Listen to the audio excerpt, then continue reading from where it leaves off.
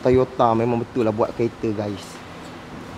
Toyota buat kereta banyak lubang dia buat. Weh, macam mana kereta nak rosak macam ni? Masalah juga ni.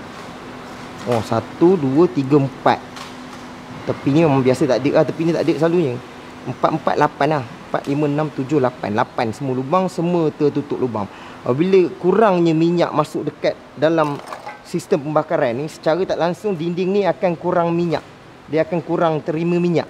Bila kurang, dia akan efek kepada blok ni akan makan lah. Kalau kita tengok blok ni dia licin. Licin, dia tak ada macam seolah-olah owner pakai kereta ni, tahniah abang. Abang tak pernah pakai minyak hitam sampai kering. Bermakna minyak hitam kereta ni Siki yakin dia tak pernah kering. Leaking tara mana dia terus repair. Bocor valve cover ke, oil seal flywheel bocor ke, timing oil seal bocor ke, mesti dia terus buat. Sebab tu dia tak ada masalah ada satu garis. Selalunya ada satu garis.